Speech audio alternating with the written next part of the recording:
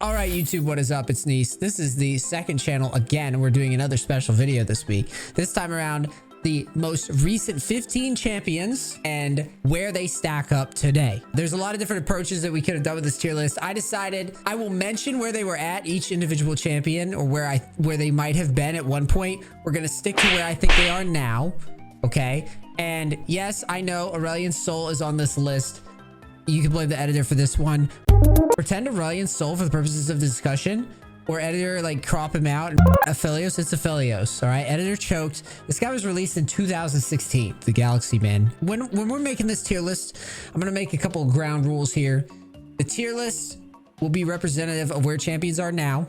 The tier list will be representative of champions as they sit in solo queue environment. All right, if you're trying to win games, for majority of players, we're saying from, you know, iron to diamond, we'll say. Okay, so what this tier list is going to be, I'm going to give you my tier list of these 15 champions, where they're at now, just so there's no confusion. Like, you know, what is he talking about? Competitive? Is he talking about fucking ARAM? No. Standard solo queue, iron to diamond. So without further ado, if you guys like these videos and just different stuff from the standard coaching that we do daily, you can always like, comment, share, subscribe.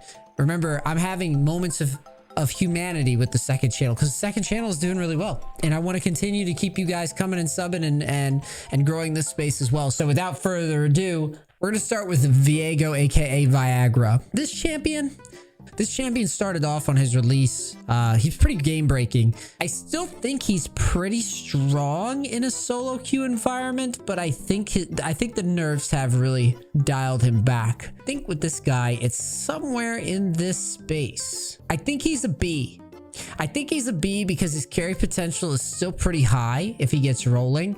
He's got really good like 1v9 potential, the chaining and the resets and everything, and just basically becoming untargetable during reset swaps and all that. But I think overall it's kind of middle tier, and I think the lane sustain nerfs that they gave him really just kind of killed any sort of solo lane Viagras. I think the only time that he really gets valued these days is mostly jungle, where he's average, can carry if he pops off, but he needs to get fed. But he's definitely the type of champion that can 1v9. Vex. I haven't spent a lot of time with Vex quite yet. I see a lot of potential with her in terms of obviously canceling out the gap closers and all that. Like some good anti-dive here. Whether or not I think she's like a 1v9 carry quite yet, I'm not so sure. But as far as new champions releases go, I don't think she's so strong that Riot's going to rush to nerf her right away. And I think she's playing so well in games from what I've seen that she's A or potentially even S tier. I'm going to lean more on A right now because I do feel like she's pretty immobile. I mean, I know that she has that big goofy ult or whatever. But other than that, like, I'm not so sold on the idea that she's just an automatic S tier. But she seems strong. She seems like a really good answer to, like I said, a bunch of dive champs because she counters mobility so well.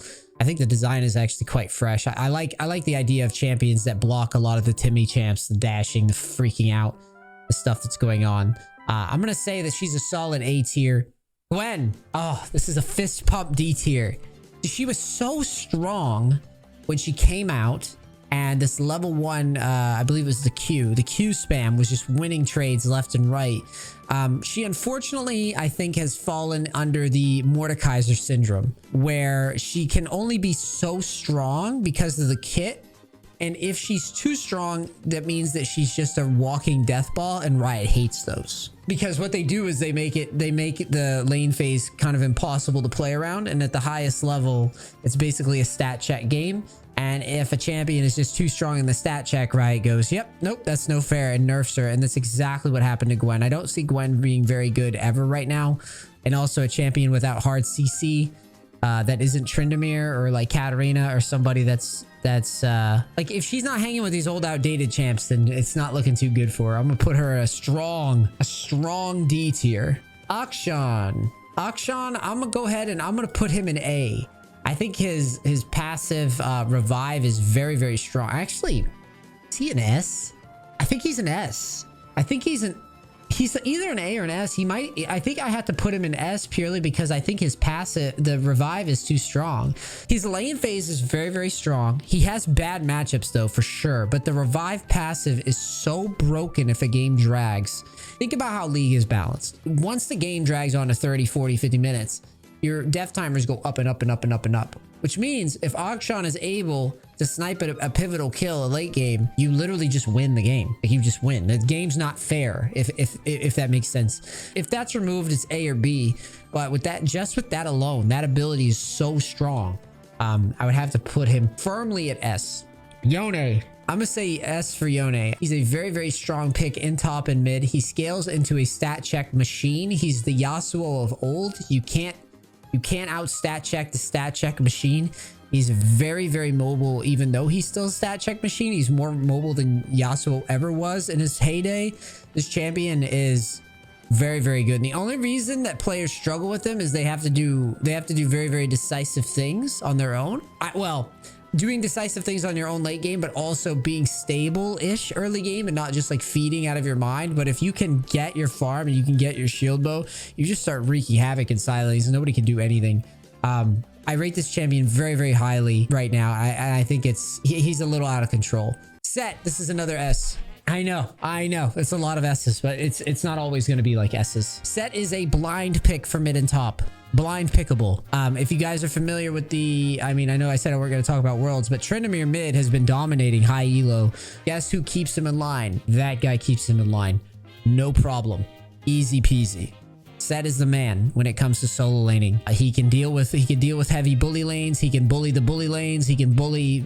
It's very much you lose to this champion if you try to stat check early, and that's why he's so good, and he can just keep pretty much every lane in line. So because of that, he's an S tier.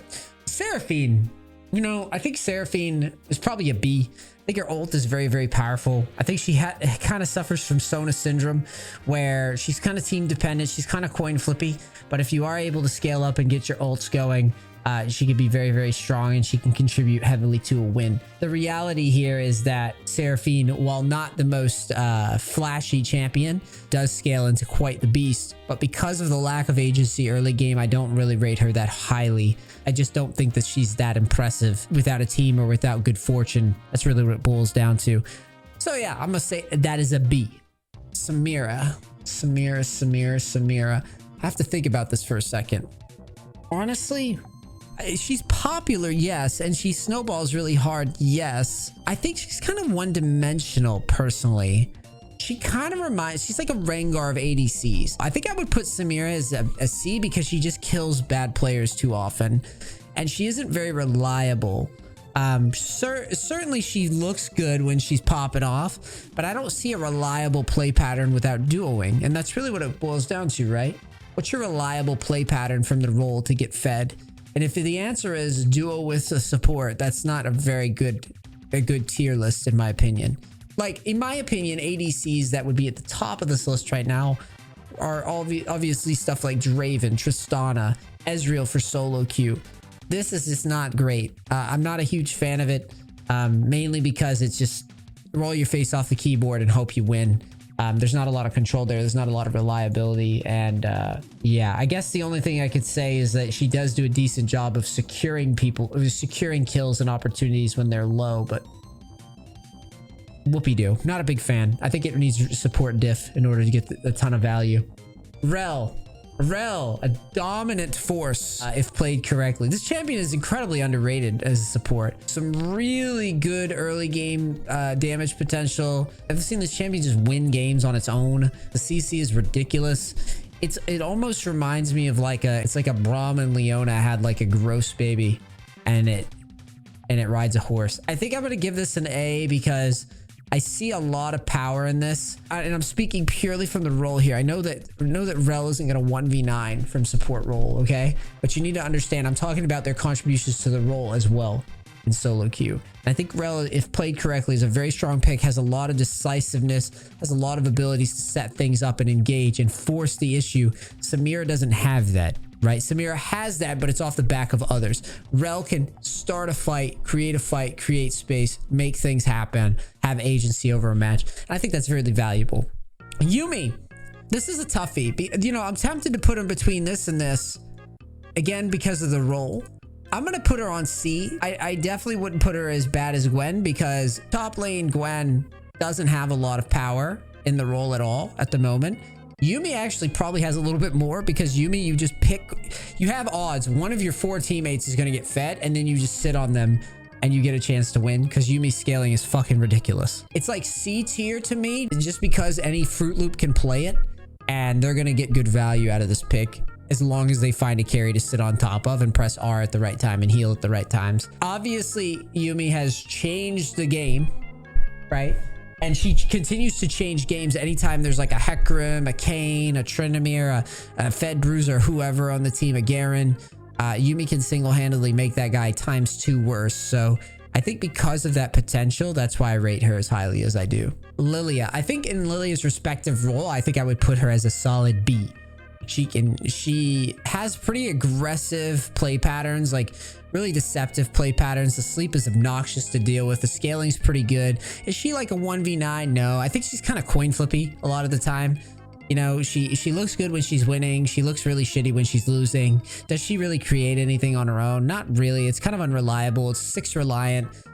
She can duel a little bit, but it also kind of depends on your opponents being dumb and forgetting that like you can dodge a lot of the stuff just by moving like close to her. I certainly think she's better than the C and Ds, but not much better than, yeah, I think she's squarely in the middle here.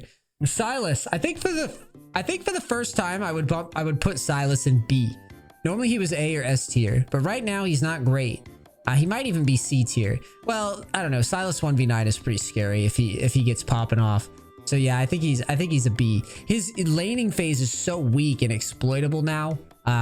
I mean, it's always been, but now he's not even really getting paid off that great with the nerf to his W. I think he's a very solid pick if you can get through the lane phase and the difficulty farming. He definitely has carry potential.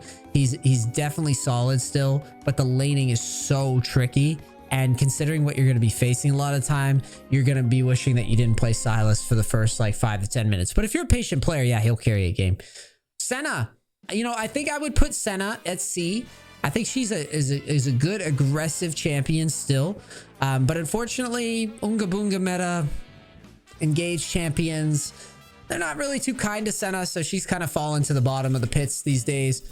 And I think the data supports my theory. She's a fun champion. She's cool, but unfortunately for her, she's just got a lot of people with Gore Drinker running at her head. I can think of how many times I've just run this guy over with Tryndamere, or run this girl over with Tryndamere these days. I'm not in love with her, and I don't think I would fist pump pick her. Kiana.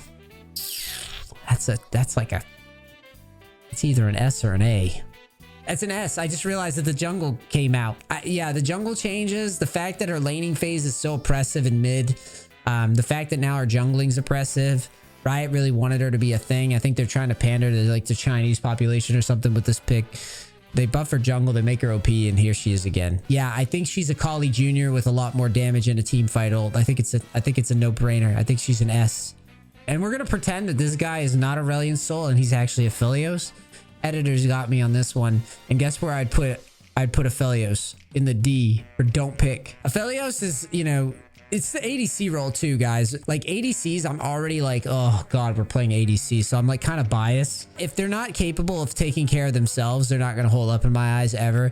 And Aphelios is just one of those champions where he's been nerfed too much because of competitive play. He's just never really felt that good now. I mean, obviously, a lot of these champions have had moments of strength. And I guess that at the end of the day, that's what this tier list is about, is just kind of assessing where they're at today. When I think of this champion now, guys, Aphelios, I think to myself, damn, get a champion that has kind of a whack level 2 because his level 1 is so bad. Scales into something scary. Honestly, I would take advice from Happy Chime Noises and play Aphelios top to get like master or something, because it's better to play Aphelios top than it is to play a bot lane right now.